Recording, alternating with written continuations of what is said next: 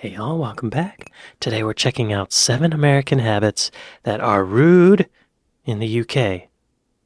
American in the UK. The British person that I was with was like, we can't just move. We have to ask. And I'm like, you don't have to ask. You just do it and then it happens. Honestly, I was considered a quiet person in the US. I spent my entire life in the US with people asking me to speak up and to talk louder because they couldn't hear me. Me too. I moved to the UK and within a couple days, people are telling me to be quiet. Really? Hi, welcome back to the Girl Gone London. Be sure to go to Girl Gone London and like and subscribe. I'm trying to think of the last time someone told me to be quiet.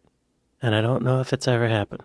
Maybe when I was a little kid. I do know that, I hear the stereotype that Americans are loud. Let's see what she says. Hi and welcome back to the Girl Gone London channel. Hello? If you're new here, my name is Kaylin. I'm an American Hey, who's lived Kaylin. in the UK for over 10 years, and today we're talking about 7 American habits that are considered rude in the UK. I have accumulated many of these examples personally, as well as stories I've heard from fellow American expats who live in the Cool. UK and are usually trying to do their best, but are sometimes accidentally being rude or just weird. Now, the first thing on my list of an American thing to do that would be considered rude or not acceptable or just strange in the UK is giving a guest a house tour. So in the States, it's not considered Giving a weird. guest a house. Americans love giving a house tour. Yeah. A visitor comes over to your house and you want to show them around your house. And I know that the British people in the audience are initially going to think, well, it's because Americans want to show off their house. And we don't do that here. We don't brag about things like Americans do.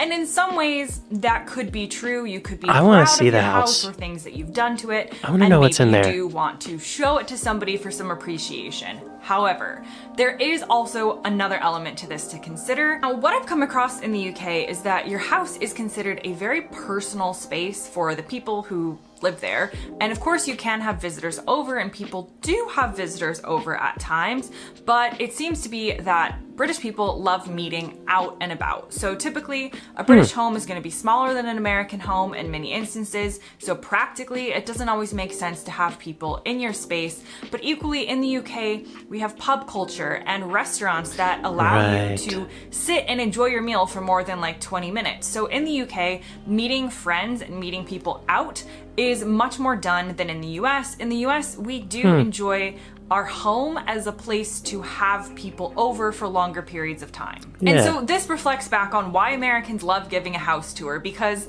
in some ways we are trying to make our guests feel at home.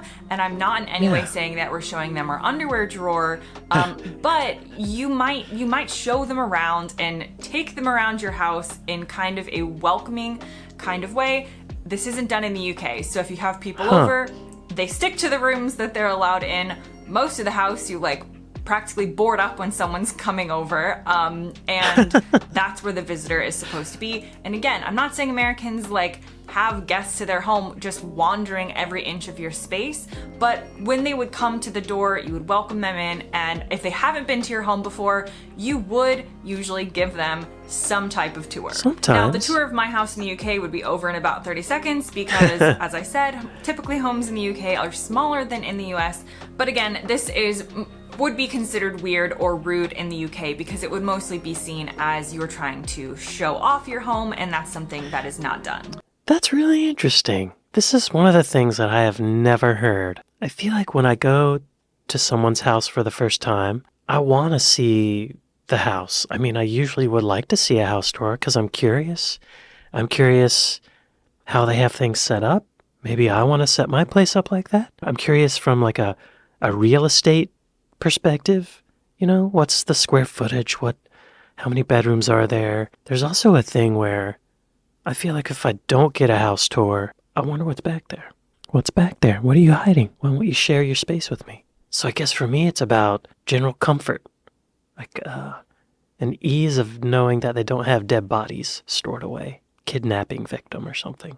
Okay, what's number 6? Now, the next thing on my list actually has to do with American servers within a restaurant and the behavior that would be considered rude, which is not only constantly checking in on you and kind of, in some ways, probably to a British person, bothering you during your meal, but in the US, servers just as a general rule, this isn't just one person or considered rude or anything. They will give you your check or your bill for the meal basically as soon as they've delivered the food. If not that, like Almost. a couple minutes after. That Yeah. would be considered extremely weird and extremely rude in the UK, as if your server is trying to get rid of you. But the thing is, in America, they kind of are, because they rely on tips, which is an entirely different video, and so much of their wage comes from being able to turn over tables quickly, and this would never fly in the UK. The restaurant experience is totally different, and so if a British family does go to the US, that's something to remember, that the American waiter or waitress is not within the context of American culture being rude by giving you your bill for the meal really soon after they serve you your food. I don't think they give it to you right after they give you your food. They give it to you after they know you don't want dessert or any more drinks. As soon as they know they're not going to make any more money off of you, that's when they want you out. I was at a restaurant last week and we were there for 4 hours and all we ate were chips and salsa and drinks. But, you know, they let us hang out. No big deal. What's number 5?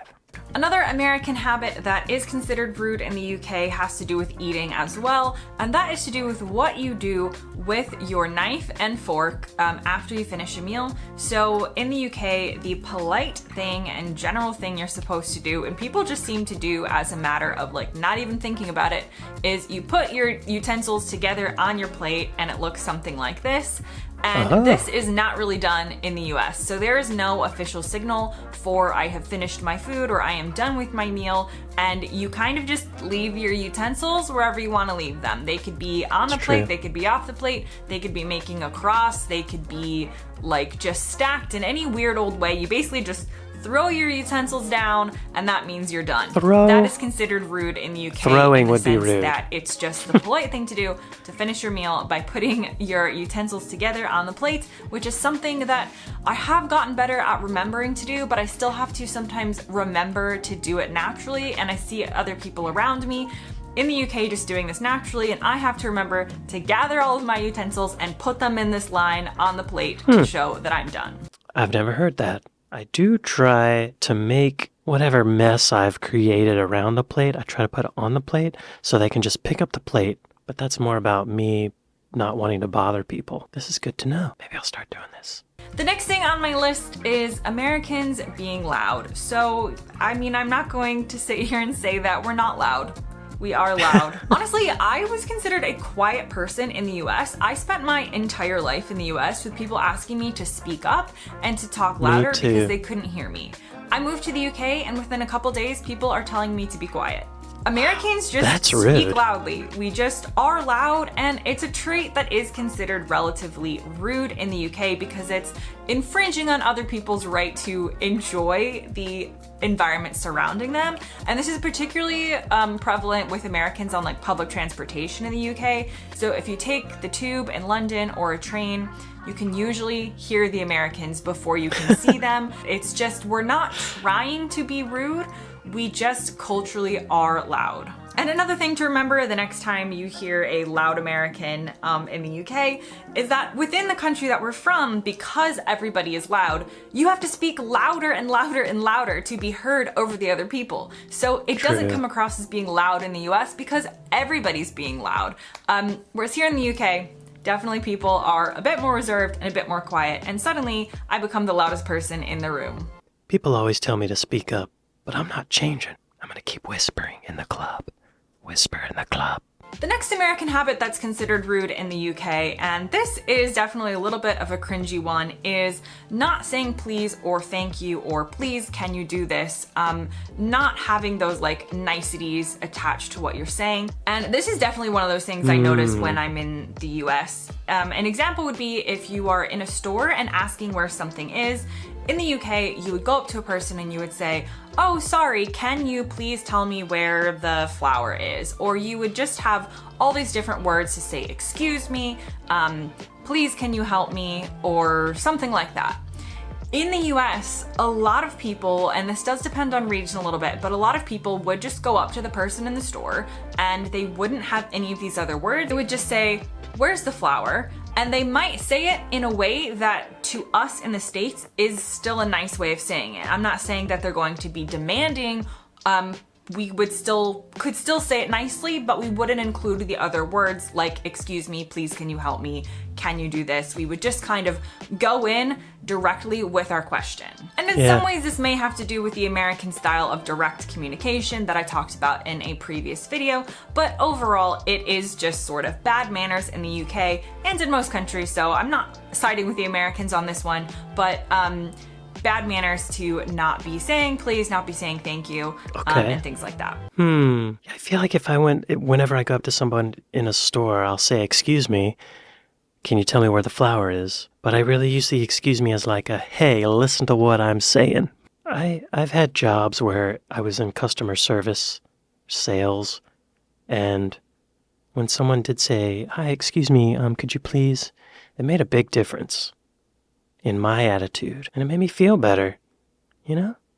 Why not say that stuff? It doesn't take much. 1 second of your time, a little more breath, and some lip flapping.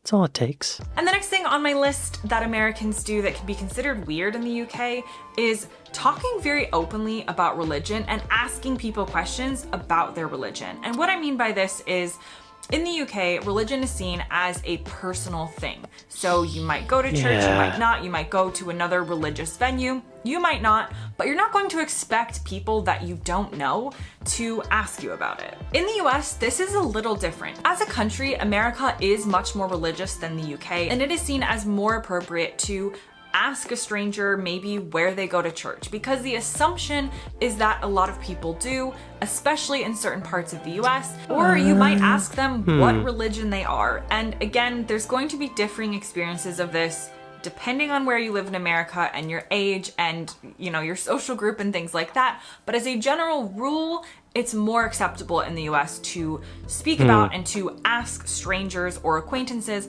about religion. In the UK, this is definitely considered rude and not acceptable because religion is viewed as a much more intensely personal and private. I like that. Yeah, it is personal and private, right? I mean, it's your relationship with your creator or whatever you believe in. I cannot remember the last time anyone asked me where I go to church. I feel like maybe the last time I was asked was when I was in high school or college in a small town. I feel like that's a small town rural thing. Of course you go to church, but in a big city it's like off limits. A guideline we have is to not talk about politics or religion. And even when you, oh my God, I was at this party and this woman who I was friends with, we had been friends for years. And I hadn't seen her in a while, and we saw each other at this party, and we reconnected, and we're having a great time. We're back on the same wavelength, talking again. But then we start having a conversation about religion. I kind of thought, you know, this is a heavy subject, but I feel like we've connected. We can handle this kind of conversation. But we didn't. We couldn't handle it. We both left upset and bitter towards each other, and I wish that hadn't happened. And I wish that I kept that rule in my mind. No politics or religion. Knowing her, I've forgiven her, so I imagine she's probably forgiven me. And when I see her again, it'll be like, that was crazy, wasn't it? That's my hope anyway. And the final thing on my list has to do with queuing. Of course it does. The American habit that is considered rude in the UK is essentially pushing to the front of things or taking things before you wait your turn or you ask. That's considered. In the UK, yes. The art of queuing is well known. People are very good at it. People are good at lining up, waiting for things, waiting your turn. The British way is sort of just being like, no, you go first. No, you go first. Or just really having a sense of order when it comes to who gets what next. In America, it is kind of everyone for yourself. We are very bad at lining up. I don't know if you've seen the scene in an iconic American Christmas film called Jingle All the Way with Arnold Schwarzenegger, of all people. But there is a scene when they get a toy into the toy shop that all the parents want, and they essentially trample each other to get to it. This has happened in the US. Friday. This is something that I watch and I'm like, yes, this makes sense for America. This is kind of how we operate. And we can even take it from the funny, silly, like, physical example of, you know, not being able to line up or like rushing into a toy shop or something like that. But It also tends to extend to other areas as well. So as an example, there was one time when I was on a plane traveling with a British person, and the plane had empty seats in the same like economy section that we booked, so it wasn't like first class empty seats, but there were empty seats, and there were seats that I would have preferred to sit in more than the one that I had, but there weren't that many empty seats. So my American self was like, we're just gonna move. We're just gonna move. We're not gonna ask. We're just gonna go and move to these other seats that are empty. And this has always worked for me. This is just the American way. I see something that's open. I'm like, okay, nobody else is using this, and it's in the same class that I've booked, so I'm just gonna go and sit there. I'm gonna take it. The British person that I was with was like, we can't just move. We have to ask. And I'm like, you don't have to ask. You just do it, and then it happens. But the British way can be seen as much more polite and less rude, to not just go and assume you can do things, but to ask, to again wait your turn. Is it okay if I go and sit in that other seat? Where the American in me was just like, no one else is doing it, so I'm gonna go and do it. Or if you're in a grocery store or something similar, maybe you come up to an item that is running out and you get to it at the same time as another person. In the UK, it's often the polite thing to say, oh no, go ahead, you have it, you take it. That's polite here too. American is like, no, I got here 0.3 seconds before you, I'm taking this, have a nice day. Well, yeah. I'm not saying it's the best trait to have. I'm just saying that is what Americans are kind of conditioned to be like. Yeah. You can call it entitled, or you can call it bold, whatever you want to see it as. That is definitely an American habit that is not considered acceptable and is considered rude in the UK. Now that brings me to the end of this list. I hope you learned something new, or the next time you encounter an American in the UK, you maybe have an understanding of why they do some of the things they do. Thanks very much for watching, and I'll see you next time. Be sure to go to Girl Gone London and like and subscribe. The standing in line thing, most of the time, Americans can do it with no issues. The thing with the plane seats, though, if I'm on a plane and there's a couple empty seats next to me, that's my fortune. Someone else comes from the other part of the plane and wants to sit there, take up my empty seats where I can put my stuff, where I can stretch my legs out. No, that's not yours to take. That's my fortune. I got lucky. Now those seats are mine, 'cause they're next to me. If you want to sit there, you need my permission. The thing at the store is bizarre. I see it happening on the news whenever we have Black Friday. These are really interesting habits. I feel like I've heard it all watching these British culture videos, but some of these were really surprising. If you made it this far in the video, give me a like and subscribe. Help me out. And I'd like to thank my patrons. Thank y'all for watching this with me, and I'll see you next time. Later.